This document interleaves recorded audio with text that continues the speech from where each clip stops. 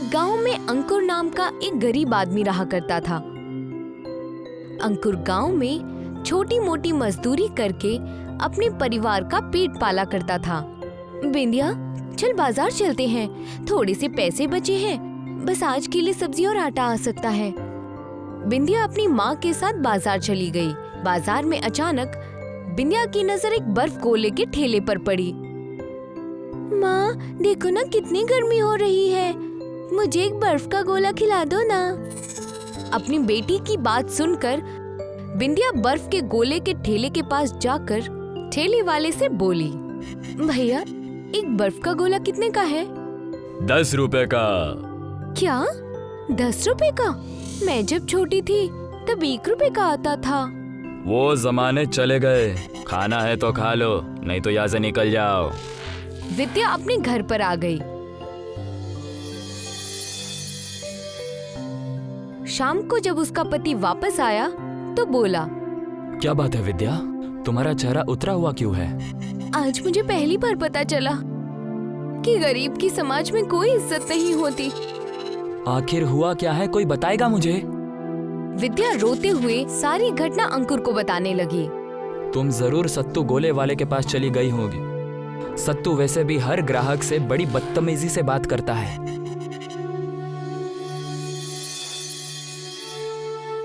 अगले दिन अंकुर मुखिया जी के पास चला गया। क्या बात है अंकुर, आज मेरे घर का रास्ता कैसे याद आ गया? आप गलत सोच रहे हैं मुखिया जी, मैं तो यहाँ आपसे कुछ पैसे मांगने के लिए आया हूँ। अंकुर की बात सुनकर मुखिया चौंकते हुए बोला, अंकुर, पैसे उधार उन्हें दिए जाते हैं जो पैसे लौटाने की अहमियत रखते हैं। मेरी पूरी बात तो समझ लीजिए मुखिया जी, मैं एक बर्फ के गोले का ठेला लगाना चाहता हूँ, आप मेरी मदद कर दीजिए। शाम तक जितनी भी बिक्री होगी उसमें से सिर्फ 1/4 आप मुझे दे दीजिए, बाकी आप रख लीजिएगा। अंकुर की बात सुनकर मुखिया अपने मन में बोला, ये तो एक नंबर का बेवकूफ निकला, सिर्फ 1/4 ही मांग रहा है। इसका मतलब 100% में 75% का मुझे फायदा होगा। ठीक है, मुझे तुम्हारा पैगाम पसंद आया, लेकिन याद रखना, शाम को मुझे मेरे प्रॉफिट के पैसे मिलने चाहिए। इतना बोलकर मुखिया ने कुछ पैसे अंकुर के हाथ में रख दिए। अंकुर खुशी खुशी अपने घर पर चला गया और सारी बात अपनी बीवी को बताता हुआ बोला, देखना विद्या, हमारे बर्फ के गोले का ठेला हमारे कस्बे में धूम मचा देगा। मुझे पहले से ही बर्फ के गोले बनाना बहुत पसंद है। और हाँ, अब तुम्हें दूसरे दुकानों पर जाने की कोई जरूरत नहीं है।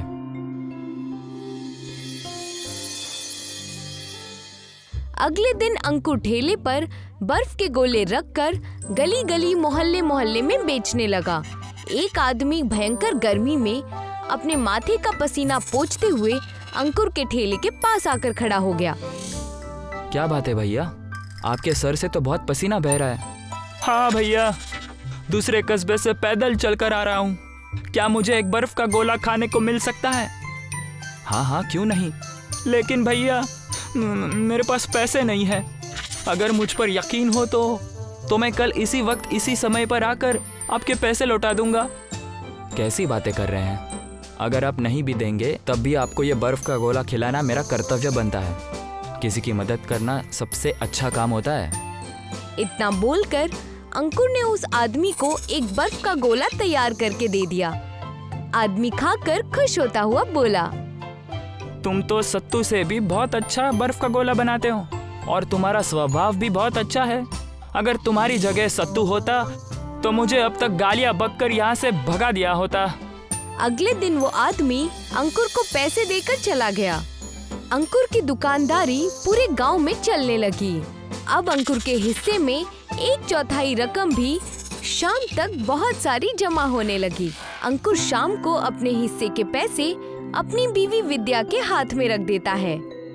आपने तो कहा था कि आपने मुखिया जी से सिर्फ 1/4 हिस्सा ही मांगा है, लेकिन आप जो रोज रोज मेरे हाथ में बहुत सारे पैसे रख देते हैं वो? ये सब ऊपर वाले का एहसान है विद्या, जबकि मैं तो बच्चों को बर्फ के गोले मुफ्त में खिलाता हूँ। ये काम आप बहुत अच्छा करते हैं। बच्चों से बर्फ के गोले के पैसे नहीं लेने चाहिए।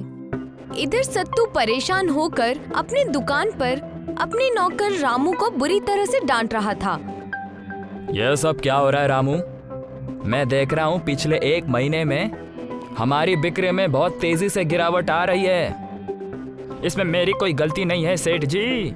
क्या आपको दिखाई नहीं दे रहा कि कस्बे का हर एक आदमी सिर्फ अंकुर की ठेले से ही बर्फ का गोला खरीदता है, क्योंकि वो गरीबों से और बच्चों से पैसे नहीं लेता। अब तो मुझे इस अंकुर का कुछ करना ही पड़ेगा।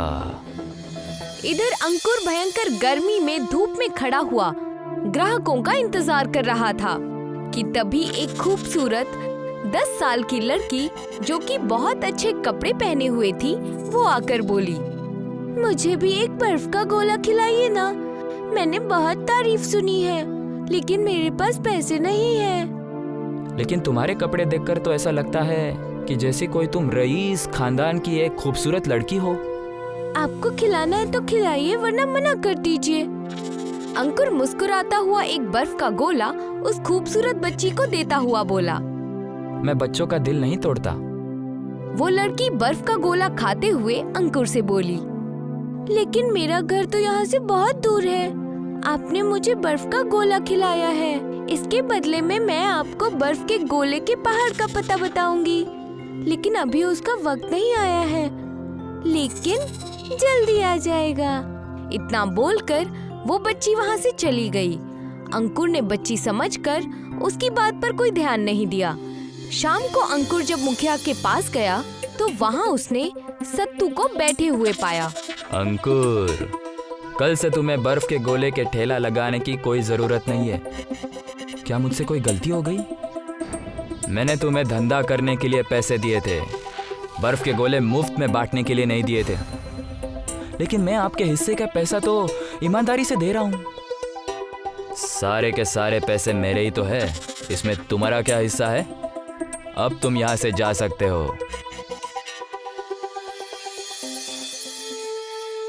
अगले दिन मुखिया ने अंकुर का ठेला भी उसके घर से उठवा लिया। अंकुर बेचारा फिर से सड़क पर आ गया। वो फिक्र की हालत में एक दरख्त के नीचे बैठा हुआ था कि तभी वही बच्ची उसके पास आकर बोली, मैंने आपसे कहा था ना कि वक्त बहुत जल्दी आने वाला है, चलिए मेरे साथ। अंकुर इससे पहले कुछ समझता कि तभी उस बच्ची ने उसका हाथ पकड़ लिया। लेकिन तुम मुझे कहाँ ले जाना चाहती हो? वो सामने पहाड़ देख रहे हो ना, वहाँ पर मैं आपको कुछ दिखाना चाहती हूँ। अंकुर उस छोटी बच्ची के साथ सामने वाले पहाड़ पर चला गया। अचानक उसे उस पहाड़ के ठीक सामने एक बहुत ही खूबसूरत पहाड़ नजर आया, जो कि बर्फ के गोले का पहाड़ था। मुझे तो यकीन ही नहीं हो रहा, जो मैं देख रहा हूँ वो हकीकत है। ये तो बर्फ के गोले का पहाड़ है। तभी अंकुर ने देखा कि एक बहुत ही खूबसूरत औरत बर्फ के गोले की झोपड़ी से निकलकर बोली, ये मेरी ही बेटी है कि तुमने गर्मी में इसे अपने हाथ का बर्फ का गोला खिलाया, तो मैं बहुत ज्यादा खुश हो गई। ये बर्फ के गोले का पहाड़ आज से तुम्हारा हुआ। तुम यहाँ से जितने बर्फ के गोले ले जाना चाहते हो ले जा सकते हो, लेकिन हाँ, इस रहस्य का पता तुम किसी को मत बताना। तभी अंकुर की नजर उस बर्फ के गोले के पहाड़ पर एक बहुत सुंदर ठेले पर पड़ी। अरे ये तो बहुत ही खूबसूरत ठेला है, बिल्कुल बग्गे की तरह लगता है। तुम हमारे बर्फ के गोले के पहाड़ से इस बग्गी नुमा ठेले पर बर्फ के गोले रखकर ले जा सकते हो। जब तक ये इसके अंदर रहेंगे तब तक ये पिघलेंगे नहीं। अंकुर उसी वक्त बहुत सारे बर्फ के गोले उस बग्गी नुमा ठेले पर लेकर अपने गांव आ गया और गली गली मोहल्ले मोहल्ले में बेचने लगा। शाम तक अंकुर को इतनी आमदनी हो गई जितनी कि वो महीने भर में भी नहीं कमा पाता था। ये आपका ठेला तो बहुत ही खूबसूरत है जी, कहाँ से मिला ये आपको? ये एक रहस्य है विद्या, इसके बारे में ना पूछो तो ही अच्छा है। अंकुर की बात सुनकर विद्या ने मुस्कुरा दिया। कुछ ही महीनों में अंकुर के बर्फ के गोले आसपास के गांव और शहरों में भी मशहूर होने लगे। अब तो बड़े बड़े महानगरों से भी लोग सिर्फ अंकुर के ही बर्फ के गोले का स्वाद लेने के लिए उसके गांव में आने लगे। अंकुर का घर टूटी फूटी झोपड़ी की बजाय एक हवेली में तब्दील हो चुका था और यही बात मुखिया और सत्तू को पसंद नहीं आई। ये सब क्या हो रहा है मुखिया जी? मैं आपको हर रोज अपने बर्फ के गोले की दुकान में से 25% हिस्सा दे देता हूँ और मैं फिर भी सड़क पर आ गया। कुछ तो गड़बड़ है। उसके पास जो ठेले की तरह जो बग्गी है वो किसी भी एंगल से इस दुनिया की मालूम नहीं पड़ती। मुझे लगता है कि हम दोनों पर उस पर नजर रखनी चाहिए।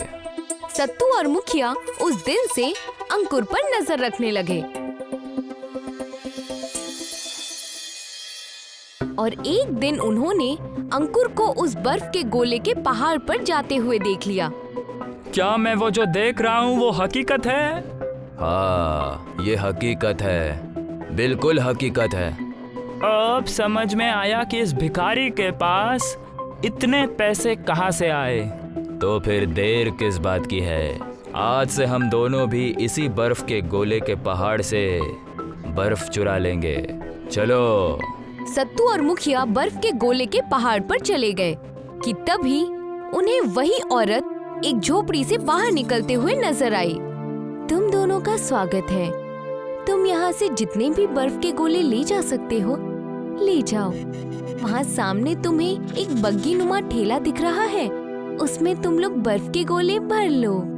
सत्तू और मुखिया बड़ी ही तेजी से बर्फ के पहाड़ से बर्फ के गोले भरने लगे। आज के लिए तो इतना काफी है मुखिया जी, चलिए अब चलते हैं। मुखिया और सत्तू अपने घर की ओर चल दिए, मगर उन्हें रास्ता ही नजर नहीं आया। वो फिर घूम फिर कर उसी जगह आकर खड़े हो जाते जहाँ से वो चलते थे। तभी वो खूबसूरत औरत हंसते हुए बोली, माफ करना, दरअसल तुम जिस बर्फ के गोले के पहाड़ पर खड़े हो वहाँ पर से वही आदमी घर जा सकता है जिसका मन साफ हो और जिसके दिल में इंसानियत हो। क्या मतलब है तुम्हारा? ये तुम्हारी दुनिया का हिस्सा नहीं है, बल्कि तुम जिस पहाड़ के रास्ते से यहाँ आए हो वहाँ एक अनोखा दरवाजा है। वहाँ एक अनदेखा दरवाजा है जो इस दुनिया में खुलता है। अब तुम हमेशा के लिए यहीं पर फंसे रह जाओगे। इतना बोलकर वो खूबसूरत औरत गायब हो गई। मुखिया और सत्तू वहाँ पर हमेशा के लिए फंसे रह गए और अंकुर आज भी बर्फ के गोले पहाड़ से लाकर गांव में बेचता है।